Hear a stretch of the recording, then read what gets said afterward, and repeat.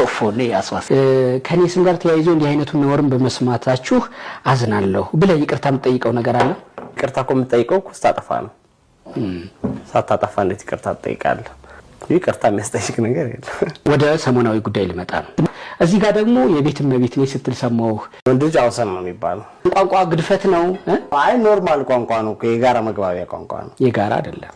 ፌስቡክ ላይ ፓስዋርድ ተሰርቄ ነው የሚል አጭር ጽሁፍ አይቻለሁ ከአንድ ቀን በፊት የጻፍከው። ሌላ ሰው ሞባይል ቀፎ ገብቼ ነበር ከዚህ በፊት። ያ ሰው ነገር ውስጥ የለም።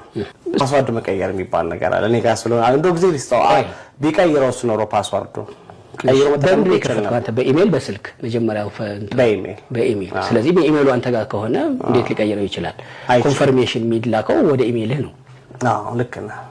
ከጻፍካቸው ከሰው ጋር ያወራሃቸው ይሄ የተወሰነውን ለማውራትም ከብዶኝ ነው። በነገራችን ላይ አይታሃቸዋል አይደል? ተጻፋቸው በእኛ ማህበረሰብ በጣም ዊርድ ብቻ በጣም ኑር ነው፣ ሰቅጣጭ ናቸው። አቻ ቃልም አይኖራቸውም።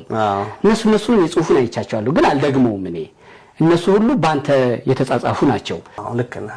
እንደገና ይሄን የላኩ ሰዎች ደግሞ የላኩልኝ የተጻጻፍካቸው ሰዎች ደግሞ በግልም ኮንታክት አድርገውኝ ነበር። ረጅም ጊዜ እንደዚህ የሚሰሩ ሰዎች ናቸው እና እኔንም እንዲህ ብሎኛል እያሉ ላኩልኝ። አየሁት ነው ግን እኔ ያልተጨነቅኩ።